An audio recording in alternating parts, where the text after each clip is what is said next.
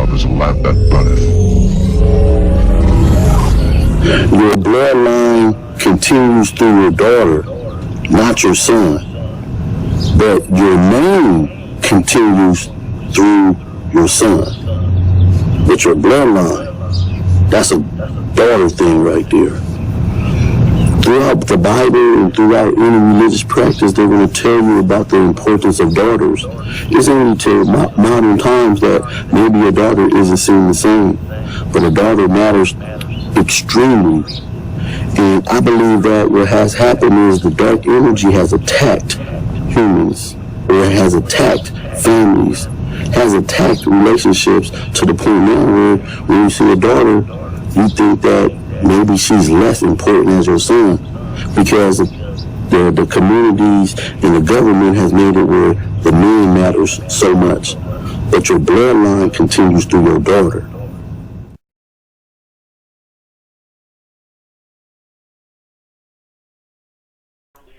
Shalom, shalom, Israel. First and foremost, I want to give all honor, glory, and praise unto YAHAWAH, BaHashem, YAHAWASHI, BaHashem, Rakwakwadosh. Double honors to the elders and apostles of Great Millstone, Shalom to Mighty Akim, Wakawathim, who are diligently waiting to be delivered from this foul captivity, as well as a speckled bird that may look like the other nations, but are actually Yasharallah. This is Brother Kawakab coming at you with no lesson. Today's lesson is going to be on this whole your bloodline is passed through your daughter, which this is just objectively and scientifically untrue. The reason why I say it's scientifically untrue is, think of it like this. This is an example that I always use because it is a perfect parallel. It's a perfect parallel to humans and stuff like that. Okay, so let's take the fucking what's his name, Steph Curry, for example. Blake Griffin. I think it was Blake Griffin. Both of them. Okay, Blake Griffin's father, let me show you. Blake Griffin's father, all right, he has the seed. He planted the seed metaphorically and I guess literally in his wife, that white woman over here, all right, white looking woman. I don't know if she's an Israelite or not, whatever, but he planted the seed and then out came Blake Griffin. So now, is Blake Griffin a white person or is he a black person? The answer is that he is a so-called black person because of his father. Now, to make a parallel so you can better understand why this is the case, is think of it like this. Let's say you red apples, just for the sake of the example. Let's say red apples only grow red in America, all right? But if you take the apple seed and plant it in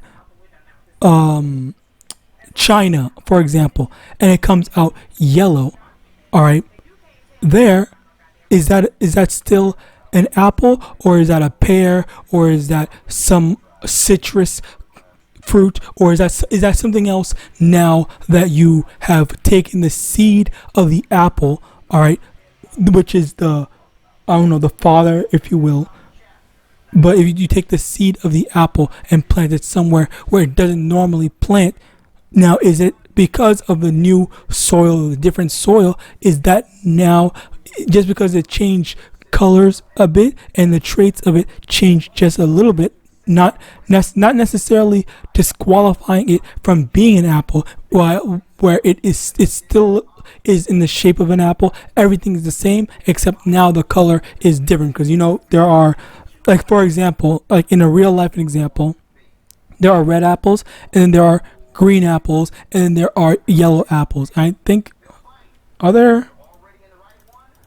I took this off Google Images, by the way, because I'm afraid of what might show up.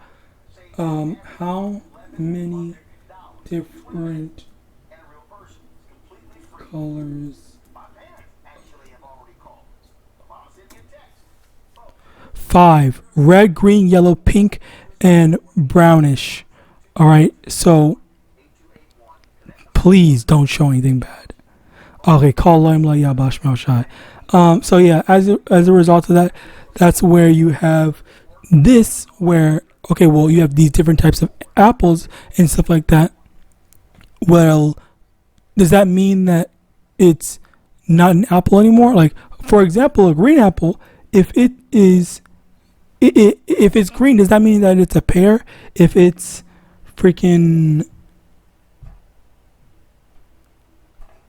like, you get the point. You get the point of what I'm saying, where even though it might look different, the outside appearance it looks different, doesn't change the fact that this is still an apple. There are different ways to identify, and there are different, there are different things.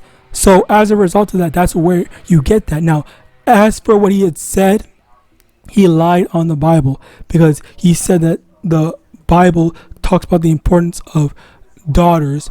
Well, when it comes to the bloodline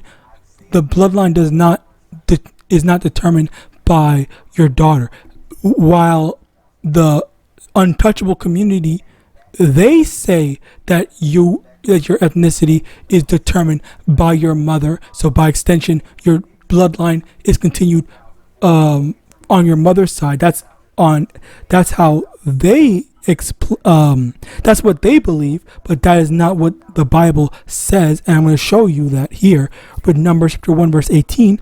And they assembled all the congregation together on the first day of the second month, and they declared their pedigrees after their families by the house of their fathers, according to the number of the names from 20 years old and upwards by their polls. So I'm asking, do you know, when I shouldn't be saying, do you know? This is a video. But basically, if you look up pedigree, which I don't want to, but I have to, pedigree is...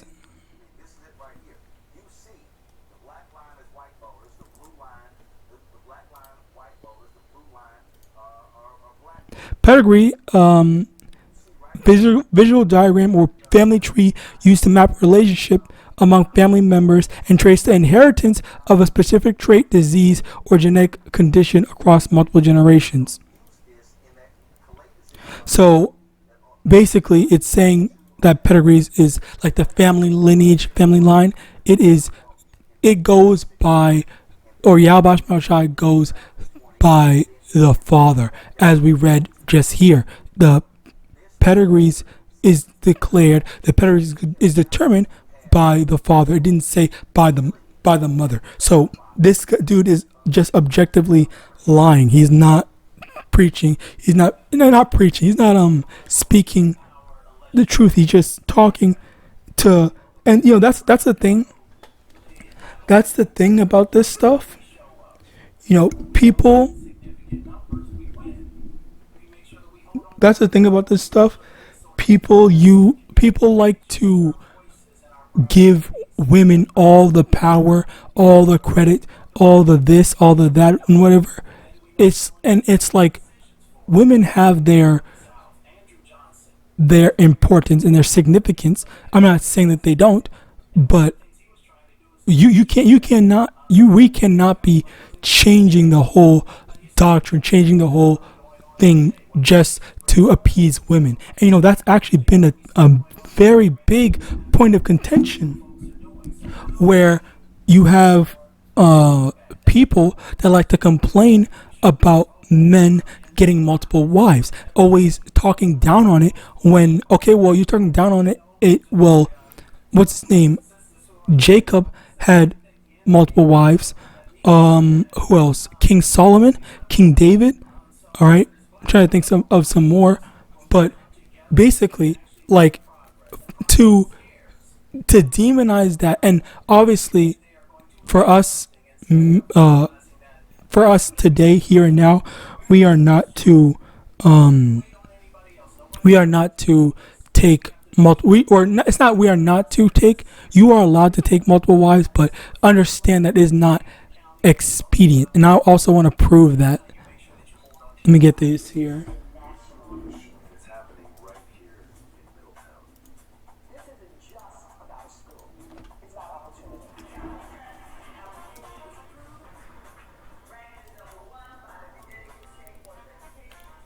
1 Corinthians chapter 6 verse 12, all things are lawful unto me, but all things are not expedient. All things are lawful for me, but I will not be brought under the power of any. Basically, yes, you are allowed to right now, today, take multiple wives. You're allowed to have multiple wives, as some brothers have done, but is it the best thing to do? Is it the wisest thing to do?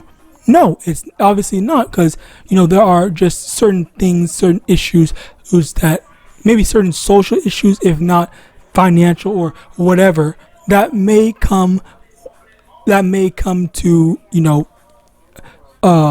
come as a long-term problem for you, your family, or whatever. Okay, and just in general, maybe you might want to spend time with your wives and stuff like that, but is that going to get in the way of you keep following after YAHAWAH and fulfilling your obligation and stuff like that? Like, this is the main thing that we really need to understand and to prioritize, rather than say, oh, I want to go sleep with 1,000 freaking women, I want to go do this, I want to go do that, and whatever. All right, like, this is why, again, as we read, it's all things are lawful, but not all things are expedient. So it is lawful for us to have multiple wives, for a man to have multiple wives, but it's not the best thing for him to do. Hence the advice, which I've heard some brothers say, it's not ideal to have multiple wives, but you are allowed to have multiple wives. There is no law that says you're not allowed to. As a matter of fact, let's get this here. Exodus chapter 21 verse 10, if you take him another wife, her food, her raiment, and her duty of marriage shall not diminish. So you need to make sure that she is taken care of. She has all her needs. And again, like, especially with us being in poverty generally, like, that is just a hard thing, or not necessarily hard, but more so harder than normal to accomplish. All right, like, this is it's not ideal. It's not the most ideal situation to go, oh, let me go collect all these wives onto myself and whatnot. Like, no, like, that's not the best thing to do. All right. Now, with that being said,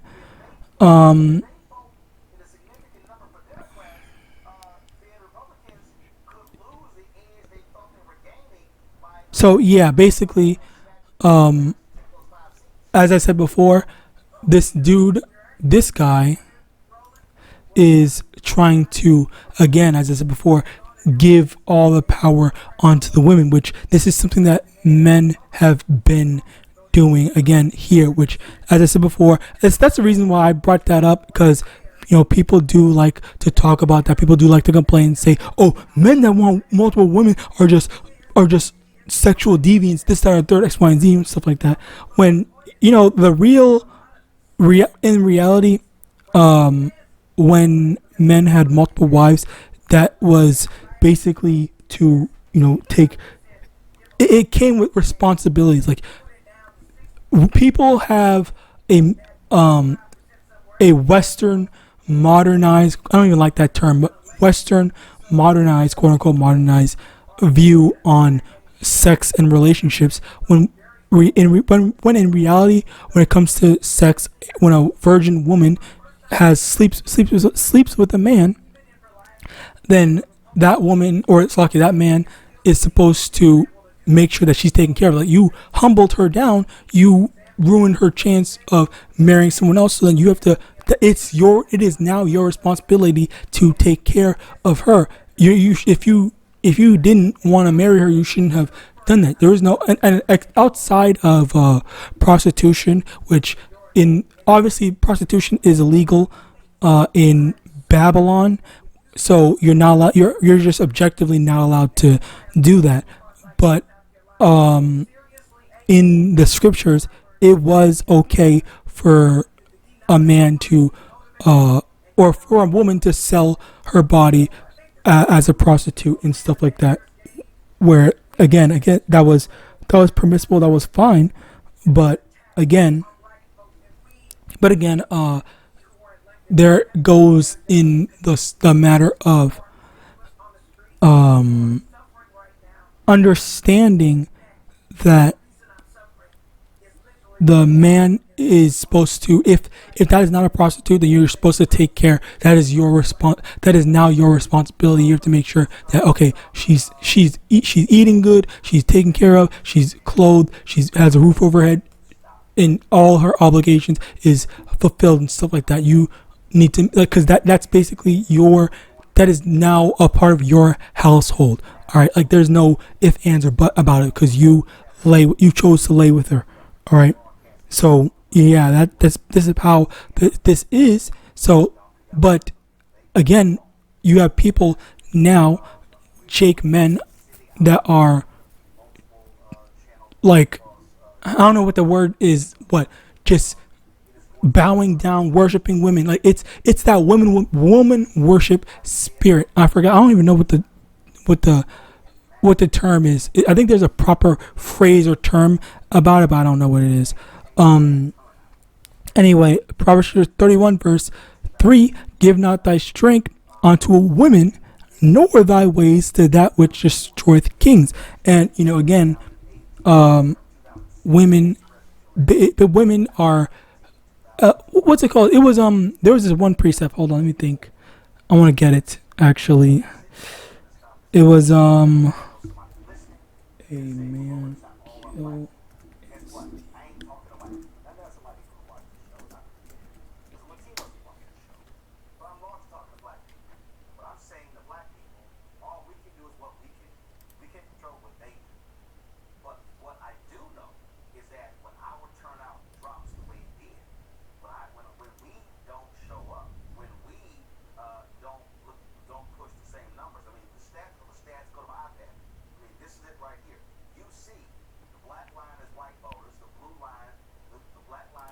Alright, so here, not Matthew, first Ezra chapter 4 verse 23, yea, a man taketh his sword and goeth his way to rob and to steal, to sail upon the sea and upon rivers, and looketh upon a lion and goeth in the darkness, and when he hath stolen, spoiled, and robbed, he bringeth it to his love. Wherefore a man loveth his wife better than father or mother. Yea, many there be that have run out of their wits for women and become servants for their sakes. And that's what's going on here, where you have that freaking obsessed, I think it's a proper term to say, obsessive love for women, which obviously there's nothing wrong with loving your women, but like this is unhealthy. You're not supposed to, you are supposed to take care of your wife, yes, of course, but you're not supposed to freaking worship her. You're not supposed to freaking make her your testing. Let me see, make sure this is working. She's not supposed to be your God, all right? She's not supposed to be your priority. Your priority should be YAHAWAH, not a woman, all right? And again, because of that improper prioritization, all right, then you have men that, fall out the truth. You have men that, go off. There was even this one man I saw in this one podcast that said, I forgot what he said, but he was basically simping. Okay, he had money, but he was still simping, and it seems so weird to me that it's like, I don't know, cause I'm pretty sure it was a Jake too. It's like, I don't know, like obviously, again, it's okay to love a woman and want to do a lot for them, but you like, I think really, in all honesty, speaking as a man, I think it's best to that's like the best way to determine that someone needs some sort of like, I don't know, target of worship. All right, like when it comes to reverence, all right, our reverence should be Yahawadah as number one. And if you don't have that, then oftentimes, if people don't end up revering themselves as their own gods, then they end up, which may or may not develop narcissism, but they end up revering women, all right?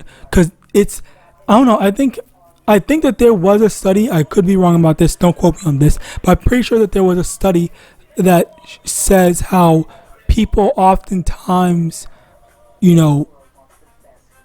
need something to worship. Like instinctively, people like look to something to worship. And when I say people look to something to worship, I don't mean necessarily like a god. I mean more so like a person might say, okay, well, God, universe, astrology, themselves, and stuff like that. Other people, like that's the thing where you have so many people. You have not many people. I don't know the number, but you also have people that revere celebrities. Like they make their whole personality like the beehive and stuff like that. Where people, you have so-called black women that are more dedicated and more familiar with Beyonce than with Yahawadah, especially when they claim to be Christians or whatever. All right, so that's a perfect example of things that Yahawadah just like the Lord Yahawadah puts inherently ingrains in our minds, where we want to naturally worship something greater than us. And sometimes people find that in different avenues, be it, oh, I want to worship Yahawadah, or I want to worship the God of Islam, I want to worship myself, the devil, or whatever. All right, you have many different people that worship different stuff. All right, and so yeah, like that's basically the thing where we should not be just giving our strength, to women. And that's the thing. When it comes to stuff like this, it's like it's kind of like I don't want to say that a woman is controlling him, but I kind of more so want to say that they want to do the work on behalf of the women. All right, that's kind of the thing. Anyway, let's continue on. John 8 verse 44, ye are of your father the devil, and the lust of your father you will do. He was murdered from the beginning and abode not in the truth, because there is no truth in him. When he speaketh a lie, he speaketh of his own, for he is a liar and the father of it. And once again, I only show you this or demonstrate this because you have to look at the wording of it. It's saying father and it doesn't say mother. And the thing about this is that, again, you take up after your father. All right, we take up after our father. It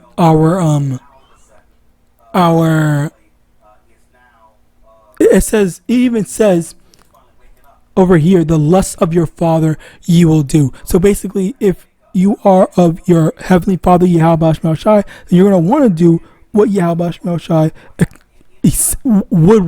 would want us to do, which is, of course, worshiping Yahawadah, being obedient, not being a liar, cheat, a thief, all these evil and wicked stuff. So this is a perfect example of being right, being righteous, and following down that righteous path.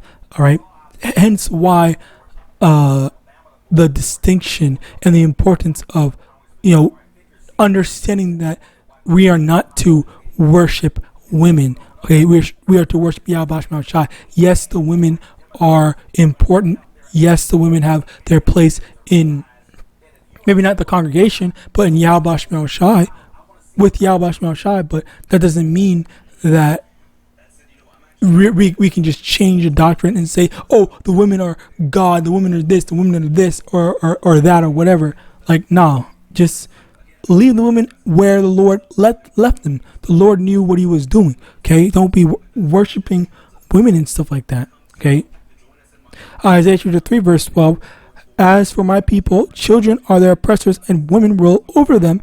O my people, they which lead thee cause thee to err, and destroy the way of thy paths. All right. So this is another thing where women are kind of ruling over, and the reason why this is so apparent is because the reality of it is that women today, let's like say for example, if you are living with a woman, if she gets hurt, all she has to do is call the police, and guess what? The police are more than likely going to get on your ass as the man and lock you up.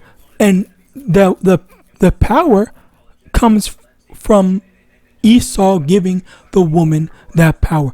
It comes from the police, the men that come over there to lock you up, to arrest you, to beat you, to shoot you, to gun you down, or all that stuff. All those things that is a part of it.